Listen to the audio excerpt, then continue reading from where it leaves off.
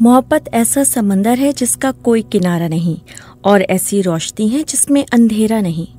محبت ایک راز ہے جسے پانا مشکل، اور ایک ایسا نقطہ ہے جس کی وضاحت مشکل۔ یہ خدا کا فضل ہے، وہ جسے چاہتا ہے دیتا ہے۔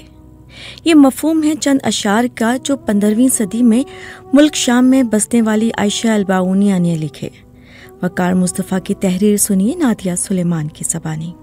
عائشہ الباؤنیہ، جنہیں ایک سوانح نگار نے اپنے وقت کے عجائبات میں سے ایک قرار دیا، دمشق میں سن 1456 میں پیدا ہوئیں۔ ان کے والد یوسف علماء، شاعروں اور فقہا کے لیے مشہور الباؤنیہ خاندان کے رکن اور دمشق میں قاضی یعنی جج تھے۔ فلسطینی مورخ ولید خالدی کا ماننا ہے کہ عائشہ میں ان کے خاندان کی ادبی صلاحیتیں اور صوفی رجحانات پورے طور سے ظاہر ہوئے۔ عائشہ اور ان کے بھائیوں کو قرآن، حدیث، فقہ اور شاعری کی ابتدائی تعلیم ان کے والد نے دی۔ عائشہ کی سوانح عمری لکھنے والے مذہبیات کے استاد ایمل ہومری نے لکھا ہے کہ وہ یعنی عائشہ 8 سال کی عمر میں قرآن حفظ کر چکی تھیں۔ اس سوانح عمری میں عائشہ کی روحانیت میں پیغمبر اسلام کی شخصیت کے کردار پر بھی زور دیا گیا، اور ابن العربی، البصیری اور ابن الفرید جیسی شخصیات کے اثر کا بھی جائزہ لیا گیا۔ ہومرین لکھتے ہیں کہ مملوک دور یعنی 1250 سے 1517 تک مصر اور شام پر حکمراں مملوک خاندان کی یہاں بات ہو رہی ہے۔ اس دور میں عربی علم و فضل اور ادب کو فروغ ملا، اور پوری مسلم دنیا سے علماء اور طلباء قاہرہ اور دمشق کی طرف راغب ہوئے۔ اس سے سفر، تعلیم اور روزگار کے مواقع پیدا ہوئے۔ مصنفہ اور شاعرہ عائشہ الباؤنیہ نے بھی ایک عورت کے طور پر مذہبی علم و فضل اور ادب کے دائرے میں داخل ہونے کے لیے متعدد سماجی اور ثقافتی رکاوٹیں عبور کیں۔ ہومرین کی انگریزی زبان میں لکھی سوانح عمری کے مطابق عائشہ نے ممکنہ طور پر 20ویں صدی سے پہلے کی کسی بھی دوسری خاتون کے مقابلے میں عربی میں سب سے زیادہ لکھا۔ ایک صوفی ماہر اور ایک عرب شاعر کے طور پر ان کی تحریریں کسی بھی معیار سے اپنے وقت کے حساب سے غیر معمولی تھیں۔ قرون وسطیٰ کے اسلام میں بہت سی خواتین قابل احترام اسکالرز اور اساتذہ تھیں، لیکن وہ شاذ و نادر ہی اپنی تخلیقات تشکیل کرتی تھیں۔ عائشہ الباؤنیہ نے 20 سے زیادہ کتابیں اور غالباً 20ویں صدی سے قبل کسی بھی دوسری مسلم خاتون سے زیادہ عربی نثر اور شاعری لکھی۔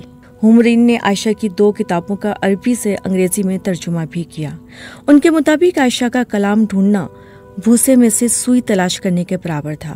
2 سال پہلے وفات پا جانے والے ہومرین نے ایک انٹرویو میں بتایا تھا کہ انہیں عائشہ کے مخطوطات یعنی ہاتھ سے لکھے مسودے کیسے ملے۔ وہ لکھتے ہیں، ایک دفعہ جب میں مصر گیا، میں مملوک دور کی شاعری پر کام کر رہا تھا۔ میں ہر طرح کے شاعروں کی تلاش میں تھا، لیکن میری کوشش کا ایک حصہ خواتین شاعرات کی کھوج تھا۔ قاہرہ کے دارالکتب میں میں صرف عنوانات کی فہرست دیکھ رہا تھا۔ پھر میں نے ایک بزرگ کو ایک دیوار پر چڑھتے دیکھا۔ میں نے پاس جا کر ان سے پوچھا کہ جناب یہ کیا ہے؟ انہوں نے کہا یہ 1920 کی دہائی کا کارڈ کیٹلاگ ہے۔ میں نے کہا آپ عنوان کے لحاظ سے کیٹلاگ استعمال نہیں کرتے؟ انہوں نے کہا ہاں میں اسے بھی استعمال کرتا ہوں، لیکن یہ کبھی کبھی بہتر ہوتا ہے، یہ مصنف کے لحاظ سے ہے۔ میں نے مسکرا کر کہا بہت شکریہ۔ تھوڑی ہی دیر کی میری تلاش عائشہ کے مخطوطات کی طرف لے گئی۔ میں نے پڑھنا شروع کیا اور مجھے پتا چلا کہ یہ صوفی کلام ہے۔ میں نے سوچا یہ بہت اچھا ہے، اور پھر مجھے ان کی ہی لکھی رہنما کتاب یا گائیڈ بک ملی، اور میں نے سوچا گڈ لارڈ، مجھے ان کے صوفیانہ نظریات کو پڑھنے اور ان کی شاعری سے موازنہ کرنے کی صلاحیت مل گئی۔ انہوں نے مزید بتایا کہ عائشہ اسلام کی ان چند خواتین صوفیہ میں سے ایک ہیں جنہوں نے جدید دور سے پہلے اپنے لیے لکھا اور کہا۔ اس سے ہمیں عورت کے معاشرے، اسلامی تصوف اور عمومی طور پر اسلام کے بارے میں عورت کے نقطۂ نظر سے کچھ اہم زاویے ملتے ہیں۔ ہومرین کے مطابق وہ فارسی کے عظیم شاعر جلال الدین رومی کی طرح ہمیشہ پر امید، ہمیشہ خدا کی رحمت پر یقین رکھتی تھیں۔ عائشہ کی شادی دمشق کے ایک علمی خاندان سے تعلق رکھنے والے احمد بن محمد ابن نقیب الاشرف سے ہوئی، جن کا سلسلہ نسب عائشہ کے اپنے مطابق حضرت علی سے جا ملتا ہے۔ اپنے بیٹے عبد الوہاب کے ساتھ 4 سال قاہرہ میں رہیں۔ قاہرہ اور دمشق کے راستے میں ڈاکوؤں نے عائشہ کی تحریروں سمیت ان کا سامان چرا لیا تھا۔ قاہرہ میں فکری حلقوں میں داخل ہوئیں اور فقہ یا اسلامی قانون کی تعلیم حاصل کی، اور انہیں قانون پڑھانے اور فتوے یعنی قانونی رائے جاری کرنے کا لائسنس دیا گیا۔ ڈیون اسٹیورٹ کہتے ہیں کہ وہ ایک فقیہ کے طور پر بہت مشہور ہوئیں۔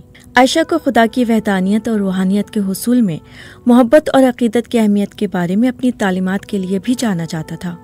وہ اس وقت کی صوفی روایت میں ایک نمایاں شخصیت تھیں اور اسلامی تصوف کی ترقی میں ان کا اہم کردار تھا۔ اسلامی دنیا کے آکسفورڈ انسائکلوپیڈیا میں کارل ڈبلیو ارنسٹ لکھتے ہیں کہ عائشہ تصوف کی تاریخ کی اہم ترین خواتین شخصیات میں سے ایک ہیں۔ اسلامی تصوف ایک مختصر تاریخ میں الیگزینڈر کنیش کہتے ہیں کہ عائشہ الباؤنیہ کی محبت اور عقیدت کی اہمیت کے بارے میں تعلیمات نے بعد کے صوفی فکر کی تشکیل میں خاص طور پر اثر ڈالا۔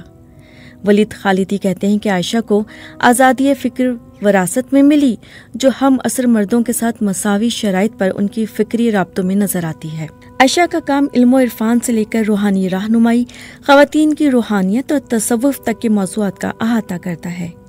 ہومرین نے عائشہ الباؤنیہ کو اسلامی روحانیت اور صوفیانہ فکر کی ترقی میں ایک مرکزی شخصیت قرار دیا ہے، جن کی تحریروں میں صوفی الحیات، اسلامی قانون، اسلامی تاریخ اور عربی گرامر کے ساتھ ساتھ صوفیانہ شاعری اور نثر سمیت متعدد موضوعات کا احاطہ کیا گیا ہے۔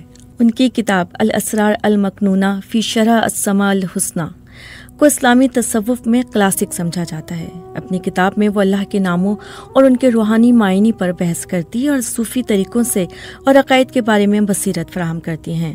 ایک اور کتاب میں وہ کہتی ہیں کہ صوفیانہ مراحل تو بے شمار ہیں، مگر ان سب کی بنیاد اللہ کی قربت کے 4 بنیادی اصولوں پر ہے: توبہ، اخلاص، ذکر اور محبت۔ جان رینارڈ کی تصوف کی تاریخی لغت کے مطابق عائشہ الباؤنیہ کی کتاب صوفی ادب میں ایک کلاسک اور روحانی علم کے متلاشیوں کے لیے تحریک کا ذریعہ ہے۔ خدا کی وحدانیت، محبت اور عقیدت کی اہمیت پر ان کی تعلیمات صوفی فکر میں مرکزی حیثیت رکھتی ہیں۔ اسلام کی صوفیانہ جہات میں این میری شمل لکھتی ہیں کہ ان کی کتاب کا اسلامی تصوف میں ایک اہم حصہ ہے، خاص طور پر مذہبی تجربے کی اندرونی جہتوں پر زور دینے میں۔ ان کی تعلیمات نے اسلامی الحیات کے لیے زیادہ جذباتی اور روحانی نقطہ نظر کو تشکیل دینے میں مدد کی۔ ماہرین کے مطابق ان کی شاعری میں اکثر محبت اور عقیدے کے گہرے احساس کے ساتھ ساتھ خدا کی وحدانیت پر گہری توجہ دی گئی ہے۔